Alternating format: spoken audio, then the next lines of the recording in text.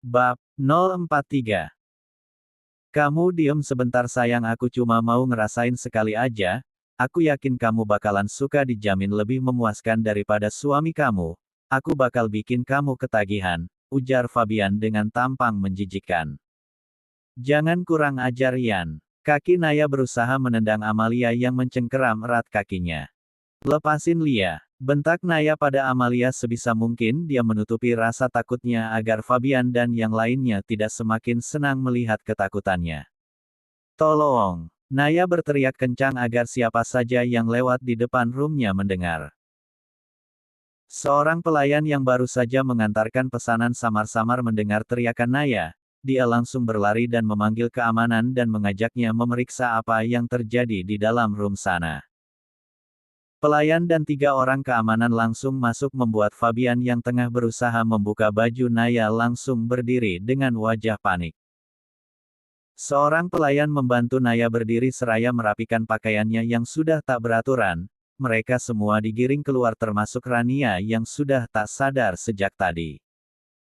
Tepat saat Naya berjalan keluar, Raihan pun baru saja akan pergi dari sana setelah menyelesaikan rapatnya. Mata Naya dan Raihan saling bertatapan dengan. Raihan menatap tajam seolah bertanya ada apa dengan istrinya yang sudah terlihat sangat kacau. Han, Raihan memanggil Johan dengan mata yang tetap menatap dingin istrinya. Johan langsung mengerti maksud Raihan, dia langsung bertanya pada manajer hotel yang sudah ada di lokasi begitu mendengar laporan ada tindakan asusila di tempatnya bekerja. Ibu mengalami pelecehan Pak, lapor Johan setenang mungkin agar tidak memancing emosi Raihan. Raihan mengepalkan kedua tangannya mendengar pengaduan Johan, dia makin tajam menatap Naya yang kini meneteskan air mata. Mas, panggil Naya saat Raihan malah melewatinya begitu saja. Kamu urus dia Han, titah Raihan seraya berlalu tanpa memperdulikan Naya yang kini menangisi kepergiannya dan tak mau berbicara padanya. Johan mengangguk, meski dia heran dengan sikap yang diambil Raihan, kenapa bukan dia sendiri yang mendampingi istrinya, malah meminta Johan yang hanyalah seorang asisten. Sepeninggal Raihan yang memilih pergi tanpa mau berbicara dengan Naya dan terkesan tidak memperdulikan istrinya yang sebenarnya saat ini mungkin membutuhkan dia di sampingnya. Raihan hanya memerintahkan Johan untuk menangani masalah istrinya itu. Namun tanpa sepengetahuan Naya, Raihan terus menghubungi Johan memintanya menjebloskan semua teman-teman istrinya, bahkan dia sendirilah yang meminta seorang pengacara ternama untuk mendampingi sang istri. Bagaimana? Tanya Raihan pada Johan di ujung telepon. Sudah Pak, pelayan yang mendengar pun siap menjadi saksi untuk Ibu, jawab Johan seraya melihat Naya yang terduduk di ruang keamanan hotel sambil terus menghapus air matanya. Naya. Raihan ragu menanyakan istrinya. Ibu masih terlihat sangat syok Pak, lapor Johan yang merasa kasihan pada Naya. Beritahu aku jika terjadi sesuatu padanya, titah Raihan sebelum akhirnya menutup teleponnya. Johan mengangguk tanpa bersuara meski dia tahu Raihan takkan melihat anggukannya seraya menyimpan kembali ponsel di saku celananya. Di ruang kerjanya Raihan sedang berdiri menyender di dekat jendela. Dia bukan tak peduli pada istrinya, dia hanya sedang marah pada dirinya sendiri. Seharusnya dia tak mengizinkan istrinya pergi. Seharusnya dia membiarkan saja istrinya marah padanya. Seharusnya dia juga tidak usah mendengarkan perkataan Roman. Kata-kata seharusnya terus berkelebat di pikirannya. Dadanya juga merasa sesak saat mengetahui istrinya kembali menjadi korban pelecehan. Raihan menarik napas berharap sesak di dadanya bisa sedikit berkurang. Polisi datang begitu mendapat laporan dari pihak restoran tempat kejadian, langsung membawa semua yang terlibat ke kantor polisi termasuk Naya yang menjadi korban. Begitu sampai di kantor polisi, seorang pengacara yang disewa Raihan untuk menangani kasus pelecehan istrinya sudah baru saja tiba tak lama setelah Johan mengabari untuk bertemu di kantor polisi saja. Pengacara langsung mendampingi Naya untuk menuntut semua temannya termasuk Rania yang mengajaknya untuk bertemu. Raihan di mana Han? Tanya Naya pada Johan setelah menandatangani berkas laporan terhadap ketujuh temannya yang langsung dimasukkan ke dalam penjara. Bapak masih ada urusan Bu, ujar Johan beralasan kenapa Raihan tak ada padahal dia tahu setelah rapat Raihan sudah tak ada lagi pekerjaan dan sudah dipastikan Raihan pulang ke rumah. Naya tak menanggapi jawaban Johan, dia hanya berpikir suaminya pasti sangat marah padanya sampai menemani dirinya pun dia tak mau. Rania dan yang lain nampak tak terima begitu saja atas tuduhan yang dialamatkan pada mereka. Kalau Anda merasa tidak terima silahkan hubungi pengacara Anda dan buktikan jika Anda tidak bersalah, ujar polisi yang menerima laporan pengacara Naya. Tapi Anda akan tetap kami tahan sampai Anda terbukti tidak bersalah, lanjutnya. Mari Bu kita pulang, ajak Johan setelah polisi merasa cukup meminta keterangan pada Naya juga seorang pelayan dan mempersilahkan mereka untuk pulang serta langsung memasukkan teman-temannya ke dalam penjara. Naya mengikuti ajakan asisten kepercayaan suaminya, mereka langsung masuk ke dalam mobil setelah terlebih dulu berbicara dengan pengacaranya.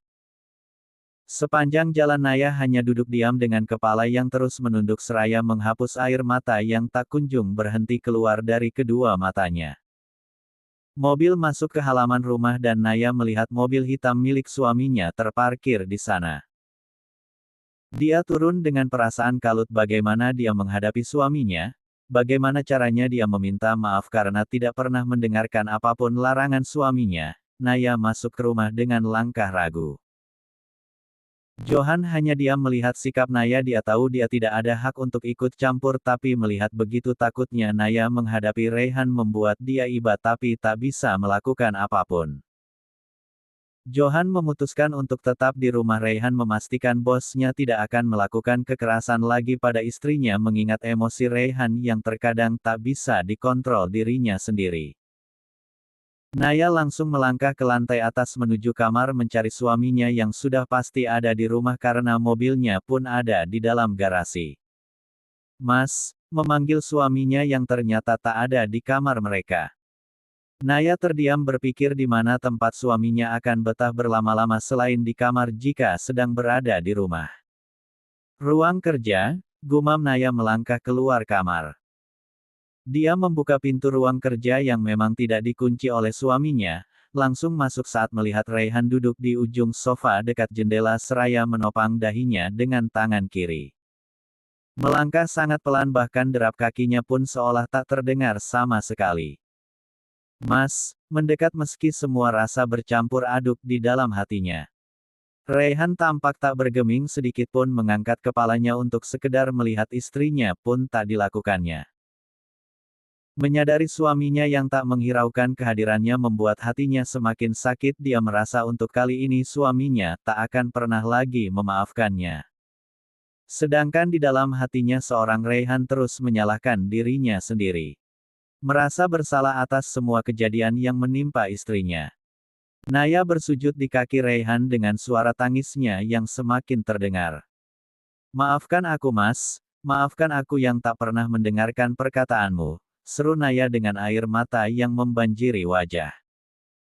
Raihan mengangkat kepalanya melihat Naya yang sudah menyandarkan kepala di atas pahanya sambil menangis. Aku harus apa supaya kamu mau dengerin semua perkataan aku? Tanya Raihan merasa semua yang terjadi adalah kesalahannya. Mendengar pertanyaan Raihan malah membuat Naya semakin menangis keras. Aku larang kamu keluar karena aku sayang sama kamu. Aku nggak mau terjadi apa-apa sama kamu, ujar Raihan. Maaf, hanya kata maaf yang keluar dari mulut Naya mewakili semua rasa bersalahnya pada Raihan. Aku nggak pernah salahin kamu, aku yang salah kenapa aku terlalu lemah menghadapimu. Seharusnya aku bisa lebih tegas padamu sebagai seorang suami, tapi karena sayangku padamu membuat aku tak ingin melihatmu marah padaku. Raihan berkata pelan. Tapi lihat yang terjadi, karena ketidaktegasanku kamu harus mengalami hal itu, lanjutnya emosi. Bukan salahmu Mas, aku yang salah, aku tidak pernah mendengarkanmu, merasa sakit karena suaminya malah menyalahkan dirinya sendiri. Katakan apa yang harus aku perbaiki agar kamu mau menurut padaku. Tidak ada yang perlu diperbaiki dari dirimu, Mas. Aku yang salah, ujar Naya menolak semua perkataan Raihan. Jika ada yang harus memperbaiki diri akulah orangnya, sebagai istri aku selalu membantah perkataanmu. Naya menatap wajah suaminya yang terlihat sangat lelah, mungkin lelah menghadapi seorang istri sepertinya. Kita introspeksi diri dulu masing-masing, ujar Raihan kemudian. Harus ada yang kita perbaiki dari diri kita tidak bisa seperti ini terus. Aku akan tinggal di hotel, kamu pikirkan kesalahanmu dan aku akan memikirkan semua yang salah terhadap diriku. Naya seakan tak percaya dengan apa yang dia dengar, kalau hanya untuk introspeksi kenapa sampai harus tinggal terpisah.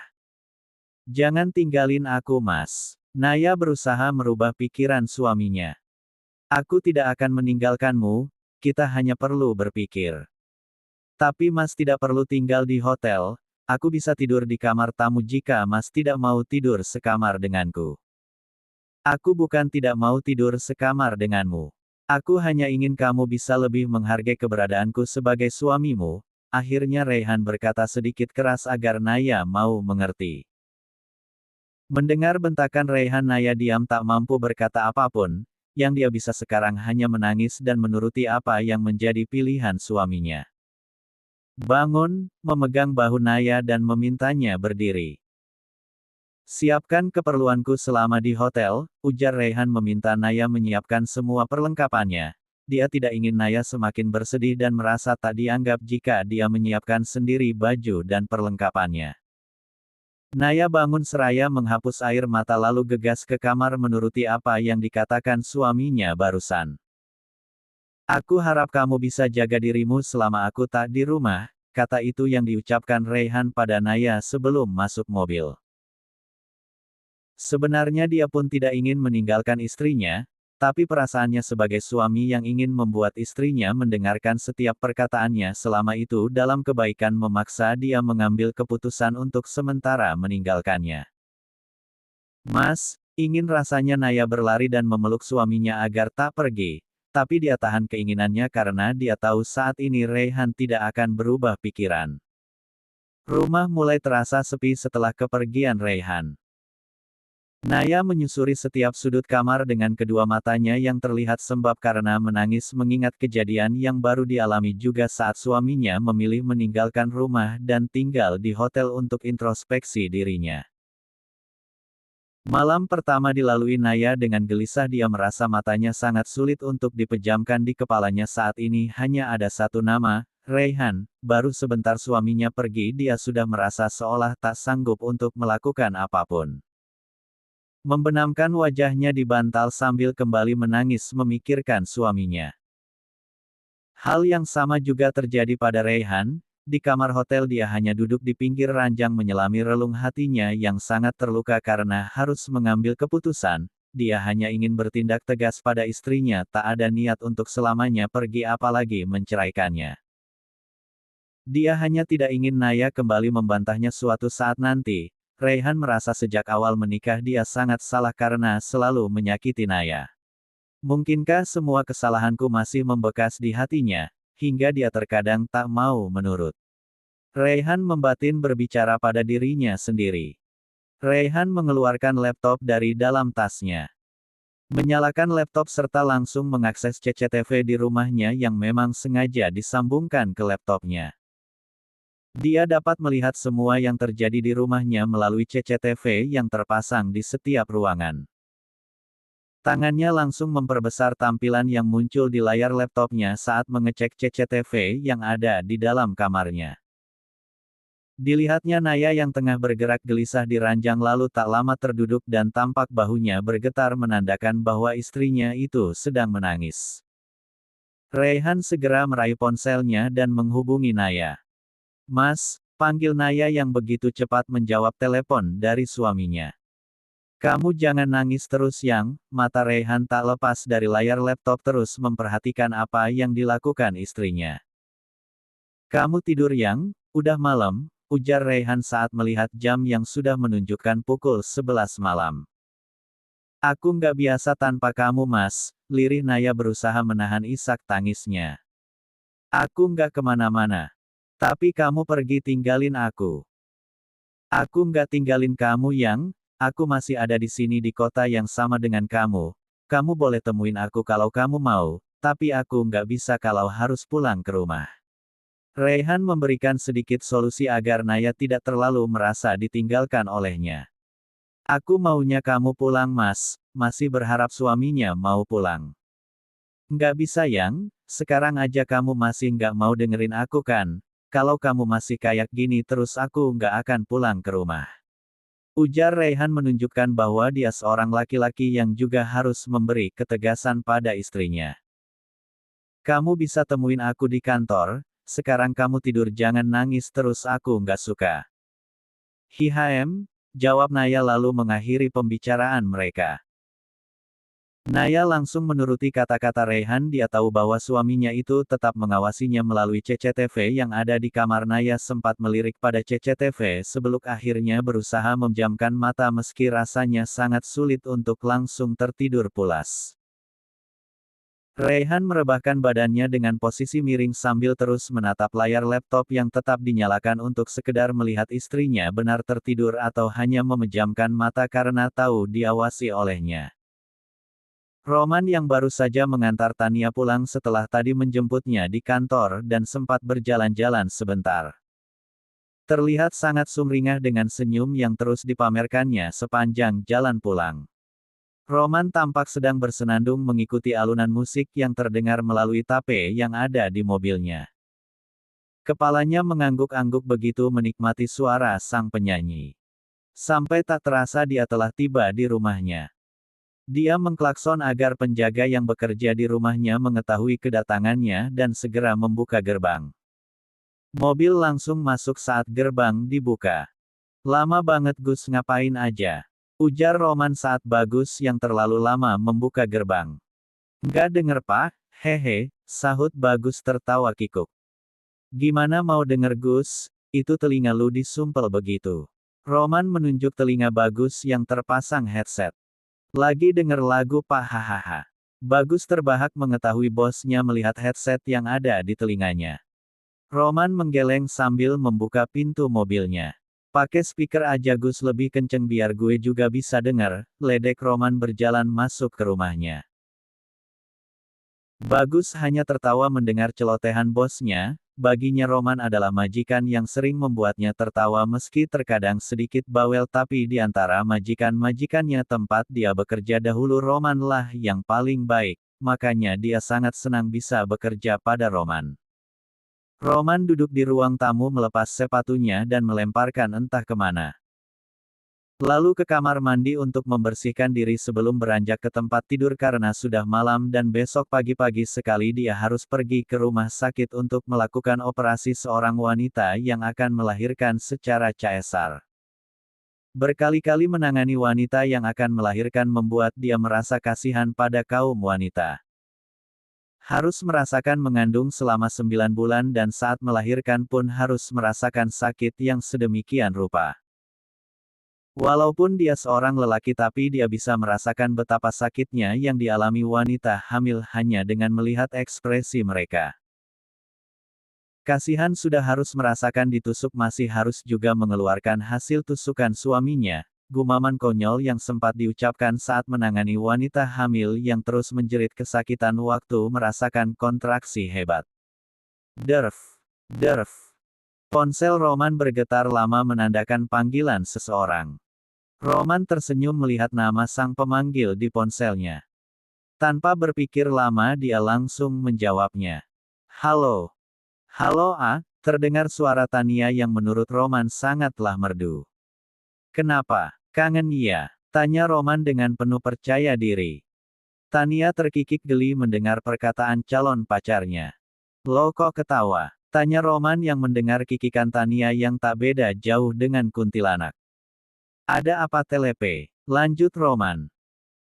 Berkas kerjaan aku kayaknya ketinggalan di mobil kamu deh, ujar Tania yang baru menyadari berkas yang mau dikerjakannya di rumah malah tertinggal di mobil Roman padahal dia berniat mengerjakannya malam ini agar besok di kantor pekerjaannya tidak terlalu banyak.